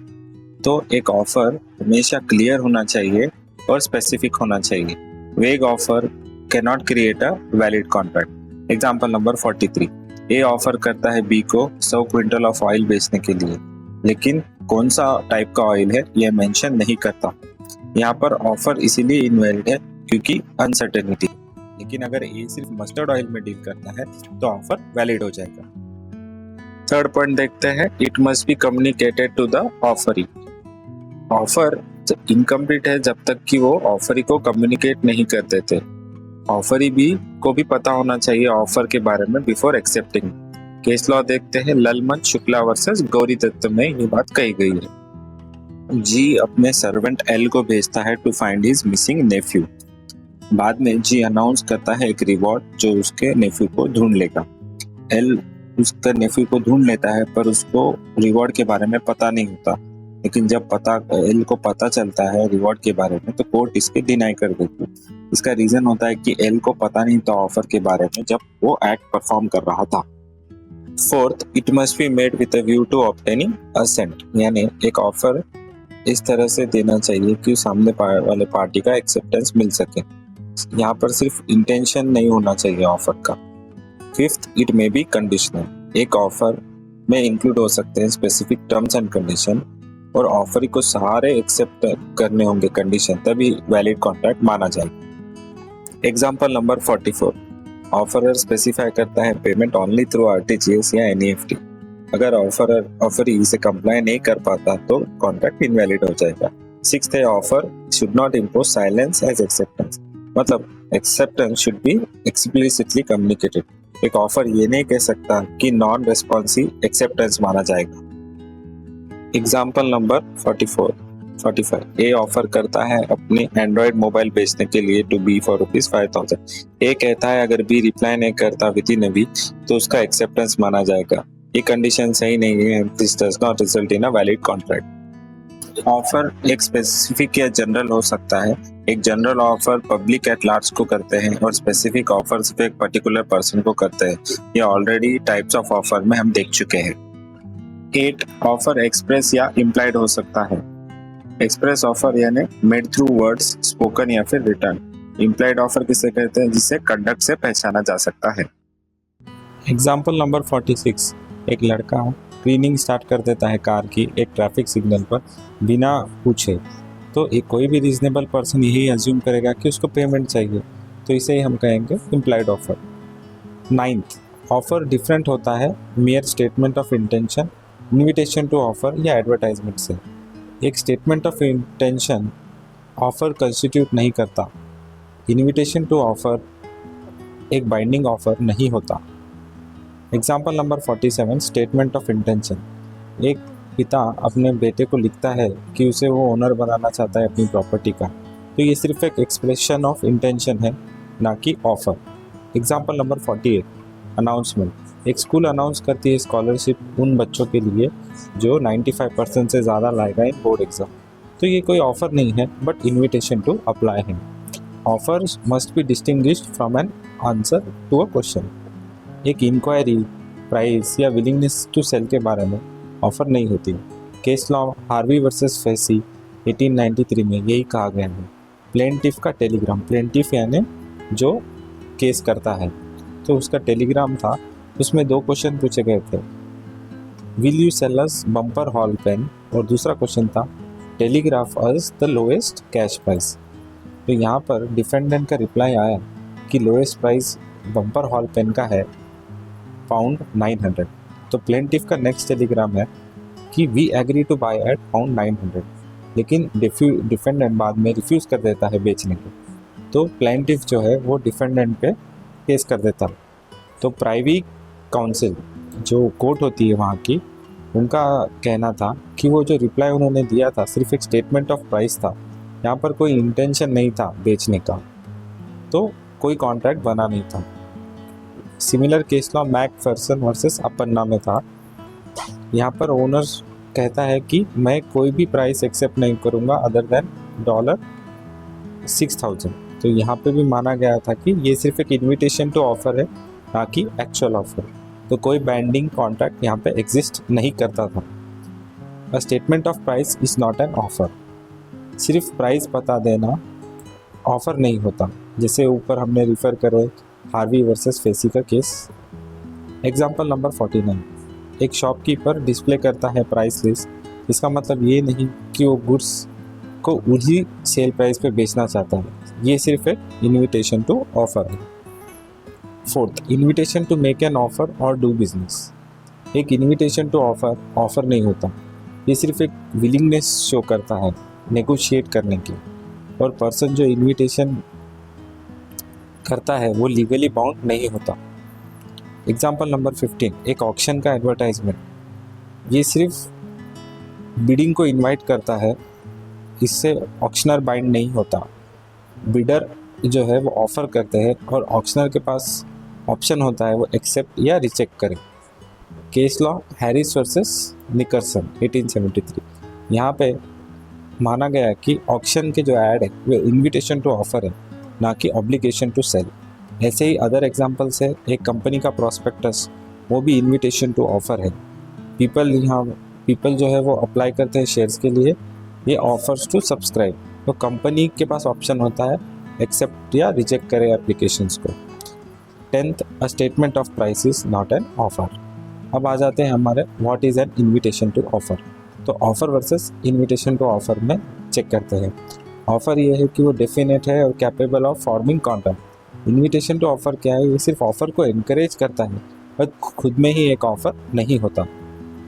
नेचर क्या होता है इनविटेशन टू ऑफ़र का, ये एक्चुअल ऑफ़र के पहले आता है और ये इसका एम होता है कि ऑफ़र इंड्यूस करें इंटरेस्टेड पार्टीज से, और acceptance of invitation to offer does not create a contract. जैसे एग्जांपल, एक advertisement about books for sale, ये इनविटेशन टू ऑफ़र है ना कि ऑफ़र। हाउस फॉर रेंट का ऐड रहता है, इसमें इनविटेशन होता है कि आइए आगे बात करते हैं, यानी इनविटेशन टू नेगोशिएट। तो अगर आप बेसिक टेस्ट अप्लाई करना चाहते हैं डिफरेंशिएशन के offer and invitation to offer के, तो की क्वेश्चन आपको पूछना होगा कि यहाँ इंटेंशन क्या होता है पर्सन का जो ये स्टेटमेंट करता है। अगर वो इनका इंटेंशन ऐसा है कि एक्सेप्टेंस मिलते ही उससे बाउंड हो जाए तो इसे हम ऑफ़र कहेंगे। अगर उनका इंटेंशन बाउंड होने का नहीं है और कुछ आगे एक्टिविटी या फर्दर एक्शन लेने का है तो हम कहेंगे कि ये एक इनविटेशन टू ऑफ़र है। डिफरेंस देखते हैं between offer and invitation to offer. Offer है सेक्शन 2 है इंडियन कॉन्ट्रैक्ट एक्ट 1872 के हिसाब से, ये होता है फाइनल एक्सप्रेशन ऑफ विलिंगनेस और लीगली बाइंड होने की इच्छा once accepted. Invitation to offer क्या होता है, यहाँ पर इंटेंशन होता है टू नेगोशिएट या रिसीव फर्दर ऑफ़र, यहाँ पर not binding unless further action is taken. Test क्या होता है, to identify an offer versus invitation to offer. A statement of lowest price does not mean that the seller is bound to sell. Only if the person intends to be bound upon acceptance, it is an offer. Example देखते हैं invitation to offer के। एक company के prospectus जो public को invite करती है कि उसके शेयर्स को सब्सक्राइब करें। Second, display of goods in shop के विंडोज़ में, advertisement for an auction sale, price quotation देना in response to an inquiry. Difference देखते हैं ऑफ़र और इनविटेशन टू ऑफ़र के। फर्स्ट बेसिस है meaning. Offer section 2A of the act, when an offer is the final expression of willingness and the offer is bound to by the offer should the other party chooses to accept it. Invitation to offer क्या होता है, where a party without expressing his final willingness proposes certain terms on which he is willing to negotiate. He does not make an offer but only invites the other party to make an offer. Second basis, intention of the party. अगर person का intention है कि bound हो जाना as soon as the other person accepts, तो हम कहेंगे कि एक ऑफ़र है। अगर पर्सन का इंटेंशन है सिर्फ नेगोशिएट करना कुछ टर्म्स पे, तो इसे हम इनविटेशन टू ऑफ़र कहेंगे। नेक्स्ट डिफरेंशिएशन का बेसिस है सीक्वेंस। एक offer can not be precedent to invitation to offer, तो ऑफ़र पहले नहीं आ सकता इनविटेशन टू ऑफ़र के, but an invitation to offer हमेशा पहले आता है टू ऑफ़र। तो ऑफ़र कैसे बना सकते हैं, बाय एक्ट एंड एब्सिस्टेंस। एक्ट में भी वर्ड्स या कंडक्ट से बना सकते हैं, वर्ड्स हो रिटन या ओरल, दोनों में से कोई भी हो सकते हैं। अब 1.5 एक्सेप्टेंस देखते हैं। डेफिनेशन क्या है एक्सेप्टेंस की, section 2B of Indian contract act 1872।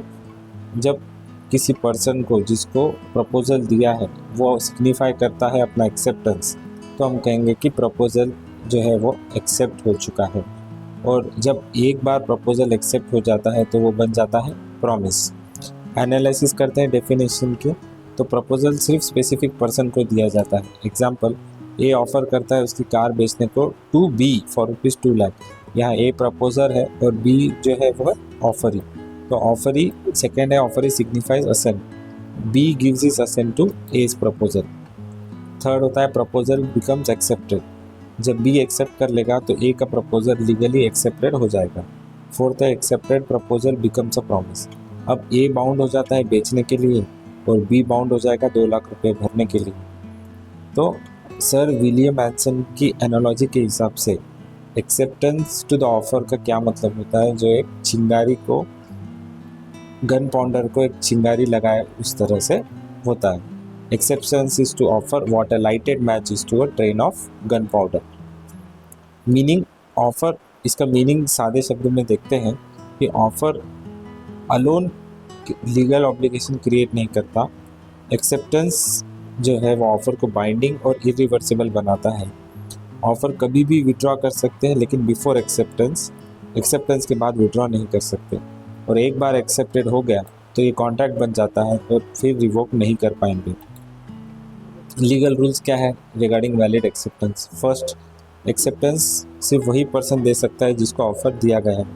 जैसे स्पेसिफिक ऑफ़र जो है वो कोई भी पर्सन एक्सेप्ट कर सकता है, स्पेसिफिक ऑफ़र वही एक्सेप्ट कर सकता है जिसको ऑफ़र दिया गया हो। जनरल ऑफ़र वो कोई भी एक्सेप्ट कर सकता है जिसको उसकी नॉलेज है। Case law Boulton versus Jones.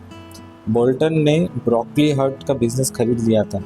अब जोन्स जो ब्रोकली हर्ट का क्रेडिटर था उसने एक ऑर्डर प्लेस किया ब्रोकली हर्ट के बिजनेस के साथ। अब यहाँ पे बोल्टन जिसने ऑलरेडी खरीद लिया था वो गुड सप्लाई कर देता है और जोन्स को बताता भी नहीं कि वो नया मालिक है। अब यहाँ पर जोन्स रिफ्यूज़ कर देता है बोल्टन को पेमेंट करने के लिए, क्योंकि उसका पहले से कोई डेट था विद ब्रोकली हर्ट। तो यहाँ पर कोर्ट ने भी माना कि कोई कॉन्ट्रैक्ट एग्जिस्ट नहीं करता था as offer was not made to Boulton. तो case law Carlill versus Carbolic smoke ball company में भी जनरल ऑफर क्या है?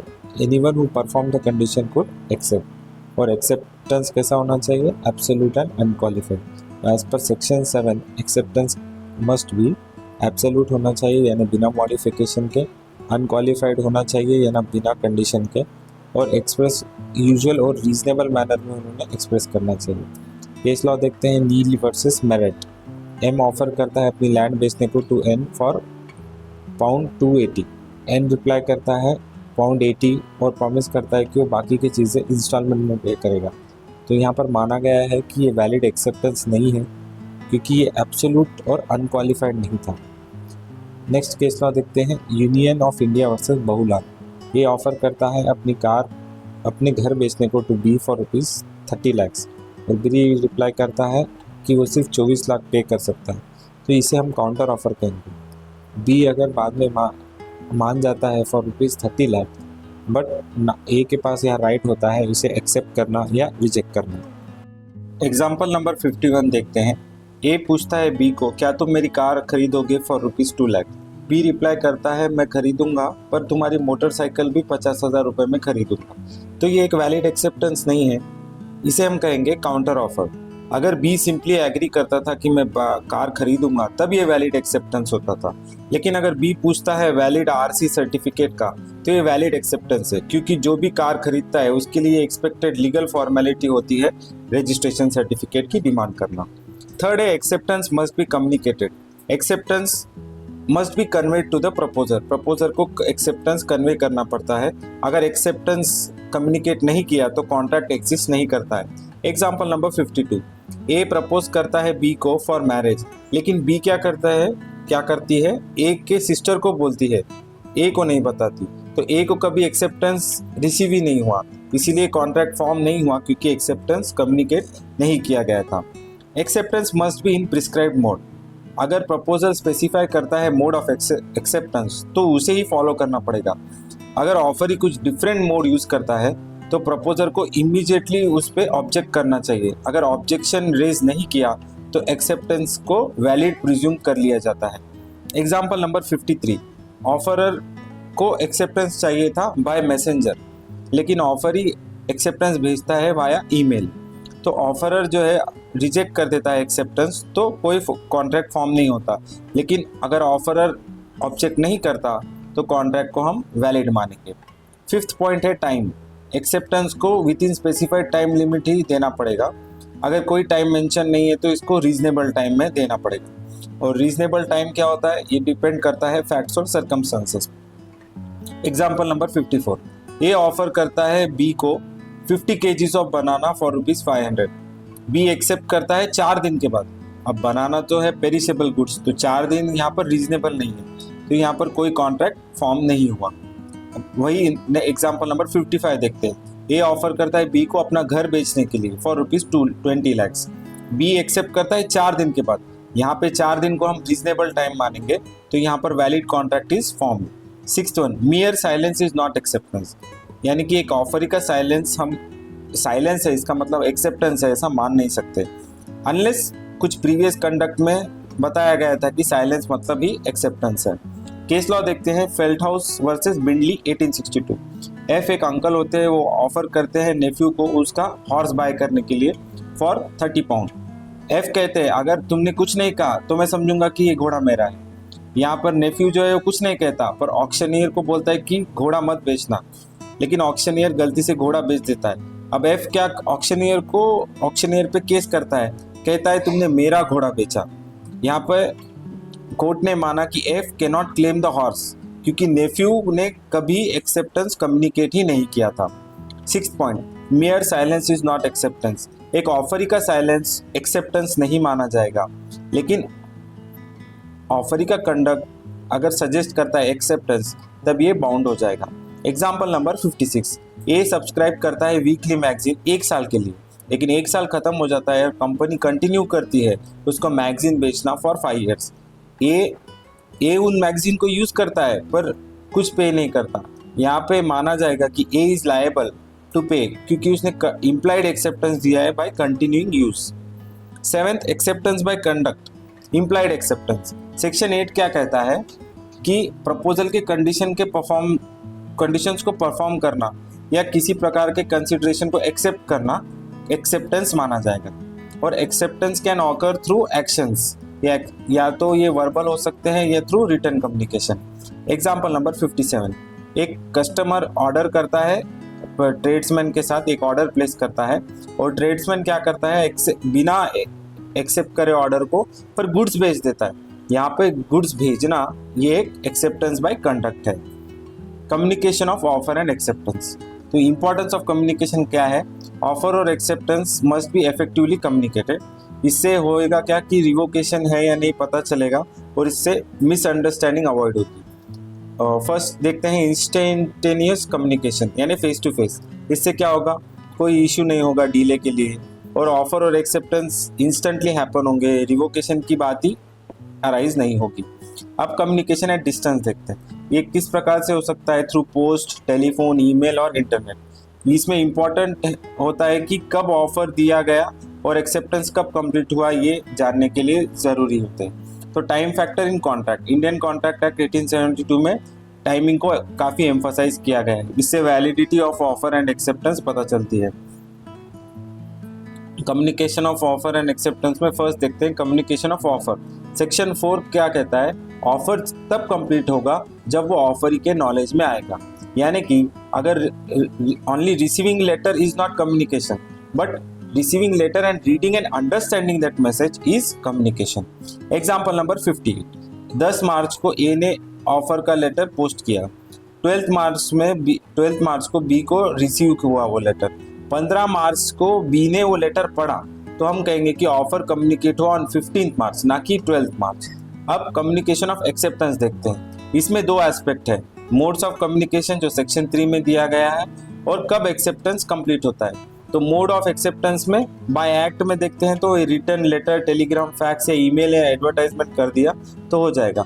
ओरल में फोन कॉल किया या फेस टू फेस मिलके कह दिया तो हो जाएगा। अब बाय ओमिशन यानी कि कुछ कंडक्ट करता है या कुछ नहीं करता है तो उसको भी हम एक्सेप्टेंस मान लेंगे, लेकिन साइलेंस कभी एक्सेप्टेंस नहीं बनेगा। एग्जाम्पल नंबर 59 देखते हैं, ए ऑफर करता है 50,000 टू बी कि कोर्ट में अपीयर ना होना और बी भी अपीयर नहीं होता है, तो यहाँ मानेंगे कि omission is equals to acceptance. अब कम्युनिकेशन बाय कंडक्ट देखते हैं, acceptance through action but without explicit words. तो डिलीवरी दे देते हैं गुड्स की एट अ प्राइस, तो इसको एक्सेप्टेंस मानेंगे। बस में चढ़ गए तो इसे एक्सेप्टेंस ऑफ ट्रांसपोर्ट ऑफर मानेंगे। कॉइन डाली वेइंग मशीन में, इसे हम कहेंगे कि एक्सेप्टेंस ऑफ सर्विस है।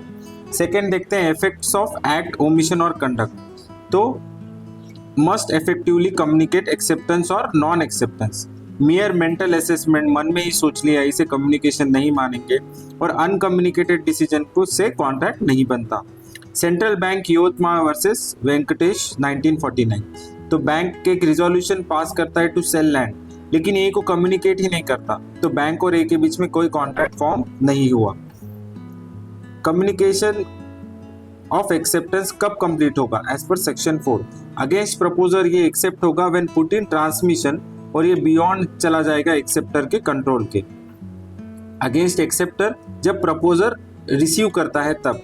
एग्जाम्पल देखते हैं, 14 मार्च को बी ने लेटर ऑफ एक्सेप्टेंस पोस्ट किया, तो 14 मार्च को ही एक्सेप्टेंस अगेंस्ट ए कंप्लीट हो जाएगा। जब ए के पास लेटर पहुंचेगा तब हम कहेंगे कि बी के लिए एक्सेप्टेंस कंप्लीट हो गया है। Postal rule for acceptance, proposer bound हो जाता है जब एक्सेप्टेंस पोस्ट हो जाता है। अगर लेटर डिले हो गया, गुम गया या मिस डिलीवर हो गया तभी भी कॉन्ट्रैक्ट वैलिड माना जाएगा। कंडीशंस पर लेटर के ये होने चाहिए कि वो करेक्टली एड्रेस हो, एडिक्वेटली स्टैम्प्ड हो और प्रॉपरली पोस्टेड हो। Acceptor is bound only when proposer receives acceptance. अगर लेटर खो गया, proposer is bound but acceptor is not. ये एक ऑकवर्ड सिचुएशन लॉ ने बना दी है जहां सिर्फ एक पार्टी बाउंड है, पर लॉ तो लॉ है। फिफ्थ है इंस्टेंटेनियस कम्युनिकेशन, फोन, फैक्स या ईमेल। कॉन्ट्रैक्ट कंप्लीट होगा जब एक्सेप्टेंस रिसीव होगा। प्लेस ऑफ कॉन्ट्रैक्ट वो माना जाएगा जहां पे एक्सेप्टेंस रिसीव हुआ है। Case law Entores limited versus Miles Far East corporation इसके बारे में बात करता है। कॉल ड्रॉप और लाइन डिस्टर्बेंस से वैलिड कॉन्ट्रैक्ट नहीं बनता। स्पेशल कंडीशंस इन कॉन्ट्रैक्ट, तो कॉन्ट्रैक्ट में इंक्लूड स्पेशल कंडीशन जो अगर कम्युनिकेटेड टेसिटली यानी implicitly without direct mention. Acceptance में ऑल्सो भी tacit without realising it. Example number 60, passenger एक टिकट खरीदता है लेकिन स्पेशल कंडीशंस ये टिकट के पीछे लिखे होते हैं और कभी कभी ये पैसेंजर के नोटिस में आते हैं और कभी कभी नहीं आते, तो पर माना जाएगा कि पैसेंजर ने इसे एक्सेप्ट कर लिया है।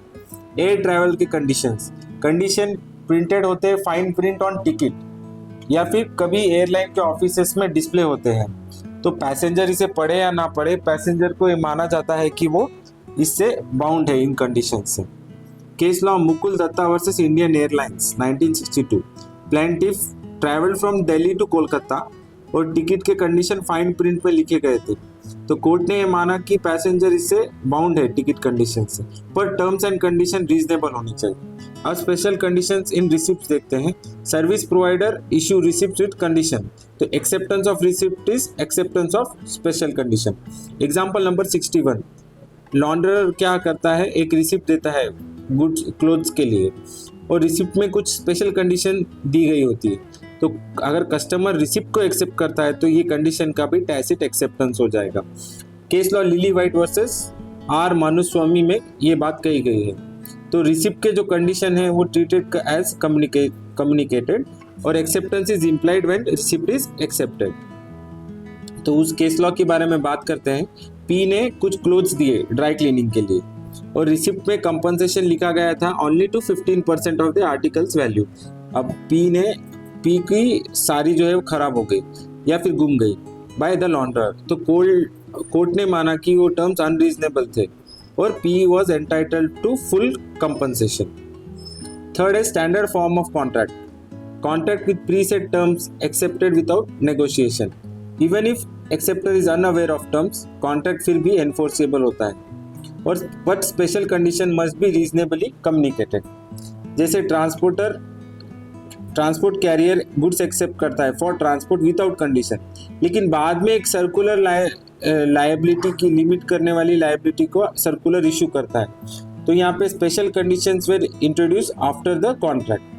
Case law Raipur transport company versus Ghanshyam, तो स्पेशल कंडीशन इस केस में कम्युनिकेट नहीं हुए थे at the time of contract, तो कोर्ट ने माना कि ये बाइंडिंग नहीं होंगे ऑन ओनर ऑफ गुड्स। अब देखते हैं कम्युनिकेशन ऑफ प्रपोजल। तो section 4 of Indian contract Act इसकी बात करता है। Proposal is complete when it comes to the knowledge of the offer, ये हमने पहले भी देखा है। और कम्युनिकेशन ऑफ एक्सेप्टेंस को दो एंगल से देखेंगे। From proposers point of view, acceptance तब कंप्लीट होगा जब इसे ट्रांसमिशन में पुट कर दिया जाएगा, यानी जब भेज दिया जाएगा और बियॉन्ड एक्सेप्टर्स कंट्रोल हो जाएगा। लेकिन from acceptors point of view, acceptance तब कंप्लीट होगा जब ये नॉलेज में आएगा ऑफ द प्रपोजर।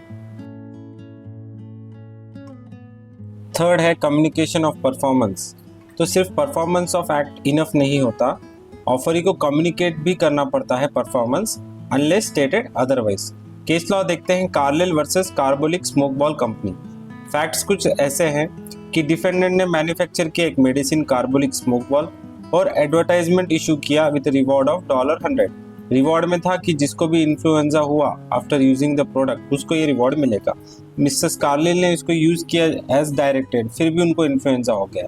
तो कोर्ट ने ये माना कि she was entitled to $100, no need to communicate the separate acceptance separately, यहाँ ये बात कही गई थी। तो फोर्थ है जो 3 प्रिंसिपल लेट डाउन है वो देखते हैं। Offer must contain a definite promise, यानी ऑफरर को क्लियरली स्टेट करना होगा कि वो बाउंड हो जाएगा अगर टर्म्स आर मेट। सेकेंड है ऑफर या तो स्पेसिफिक पर्सन को कर सकते हैं या पब्लिक को कर सकते हैं। अगर ऑफर किया है और उसके बदले में कुछ एक्ट चाहिए तो वो performance of act he acceptance कहला देगा। Revocation of offer and acceptance पढ़ते हैं। तो लॉ देखते हैं गवर्निंग रिवोकेशन। तो सेक्शन 4 बात करता है रिवोकेशन ऑफ प्रपोजल और एक्सेप्टेंस कब कंप्लीट होगा। तो फर्स्ट है against the person making the revocation, यानी जो रिवोकेशन कर रहा है उसके प्रति कब कंप्लीट होगा, जब वो इसे ट्रांसमिशन में पुट कर देगा और ये बियॉन्ड द कंट्रोल हो जाएगा सेंडर के। सेकेंड, उस पर्सन के प्रति कब कंप्लीट होगा जो रिवोकेशन रिसीव कर रहा है, जब उसके नॉलेज में आ जाएगा। इलिस्ट्रेशन से समझते हैं। तो रिवोकेशन ऑफ ऑफर कब होगा, आपने किसी को टेलीग्राम सेंड किया है रिवोकिंग ऑफर, तो रिवोकेशन आपके लिए कंप्लीट कब होगा, जब आपने टेलीग्राम भेज दिया। और रिवोकेशन सामने वाले के लिए कब कंप्लीट होगा, जब उसको वो रिसीव होगा। रिवोकेशन ऑफ एक्सेप्टेंस, तो मैंने किसी को टेलीग्राम भेजा और रिवोक कर रहा हूँ मेरा एक्सेप्टेंस, तो रिवोकेशन कंप्लीट कब होगा मेरे लिए, जब मैं वो भेज दूंगा। और सामने वाले के लिए कंप्लीट कब होगा, जब वो रिसीव करेगा। तो when can an offer be revoked, तो हम कह सकते हैं an offer can be revoked before acceptance, और जब रिवोक हो जाएगा तो इसको एक्सेप्ट नहीं कर सकते।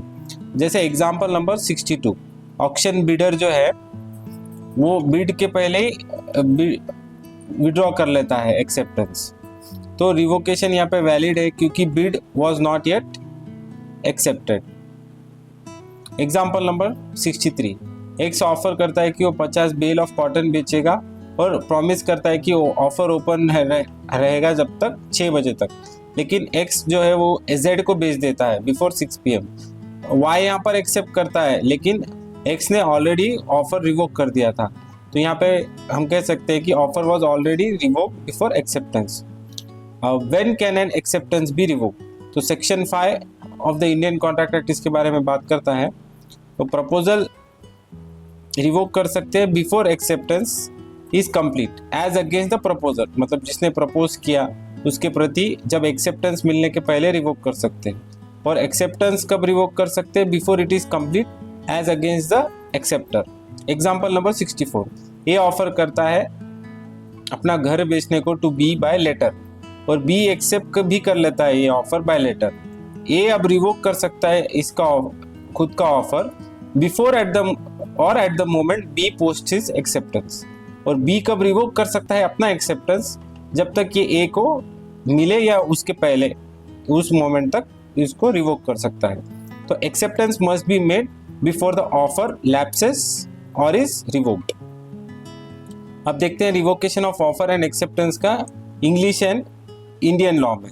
तो डिफरेंस क्या है देखते हैं between Indian and English law. तो इंग्लिश लॉ कहता है एक्सेप्टेंस रिवोक बिल्कुल ही रिवोक नहीं कर सकते, एक बार आपने एक्सप्रेस कर दिया कॉन्ट्रैक्ट कंक्लूड हो जाता है इमीडिएटली। इंडियन लॉ कुछ अलग कहता है। इंडियन लॉ क्या कहता है, एक्सेप्टेंस को भी रिवोक कर सकते हैं जब तक वो प्रपोजर के पास पहुंच नहीं जाता, वहाँ तक हमको टाइम है। अगर if revocation telegram arrives before और at the same time as letter of acceptance, यानी दोनों साथ में आ गए, पर हम रिवोकेशन को ही एब्सोल्यूट मानेंगे। अब जो कॉन्ट्रैक्ट पोस्ट के थ्रू होते हैं उसमें बात करते हैं। इंग्लिश लॉ में क्या कहते हैं, जब एक्सेप्टेंस का लेटर पोस्ट कर दिया तब कॉन्ट्रैक्ट कंप्लीट हो गया और अब इररिवोकेबल हो गया। इंडियन लॉ क्या कहता है, एक्सेप्टर रिवोक कर सकता है एक्सेप्टेंस जब तक कि revocation reaches the proposer before और विद द लेटर, दोनों साथ में भी पहुंचे तो रिवोकेशन को ही माना जाएगा। अब कॉन्ट्रैक्ट ओवर टेलीफोन की बात करते हैं। कॉन्ट्रैक्ट फॉर्म हो जाता है as soon as acceptance is received, और offer must ensure that the acceptance is heard by the proposer. अगर कॉल डिस्कनेक्ट हो जाता है, एक्सेप्टर को रिकन्फर्म करना पड़ता है एक्सेप्टेंस। अब revocation of proposal without communication देखते हैं। Offer may not wait indefinitely for acceptance, or revocation can happen without direct communicating through various mode. अब देखते हैं modes of revocation of offer.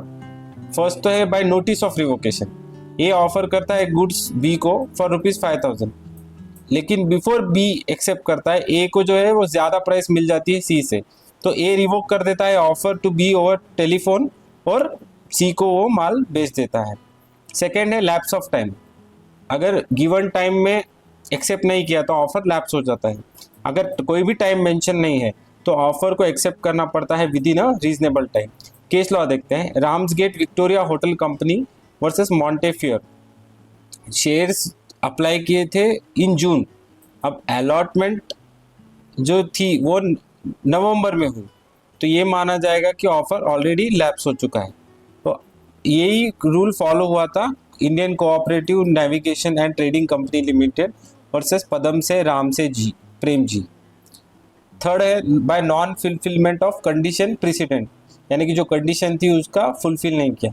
तो सेक्शन 6 क्या कहता है, अगर एक्सेप्टर वो कंडीशन मीट नहीं करता जो ऑफर की है बिफोर एक्सेप्टेंस, तो offer is revoked. Example, A offer करता है अपना घर बेचने को टू बी फॉर ₹5 लाख, और कंडीशन ये होता है कि बी को अपनी लैंड जो है वो लीज पे देनी पड़ेगी ए को। अब बी रिफ्यूज कर देता है लीज पे देने के लिए, तो यहाँ हम मानेंगे कि ऑफर ऑटोमेटिकली रिवोक हो गया है। अब फोर्थ है बाय डेथ और इंसैनिटी। अगर प्रपोजर मर जाता है या इंसेन हो जाता है तो offer is revoked only if the acceptor is aware of it. Fifth है लास्ट हमारा बाय काउंटर ऑफर। अगर ऑफर ही मॉडिफाई करता है ओरिजिनल टर्म तो original offer is revoked. Sixth है हमारा बाय नॉन एक्सेप्टेंस इन प्रिस्क्राइब्ड मैनर। अगर ऑफर स्पेसिफाई करता है पर्टिकुलर मोड ऑफ एक्सेप्टेंस और ऑफर ही उसको फेल कर देता है उस मोड ऑफ एक्सेप्टेंस को, तो हम कहेंगे कि ऑफर इज रिवोक्ड। सेवेंथ है बाय सब्सिक्वेंट इलीगैलिटी। अगर लॉ में कुछ चेंज होता है और ऑफर को इलीगल बता दिया जाएगा तो हम कहेंगे कि इट इज ऑटोमेटिकली रिवोक्ड।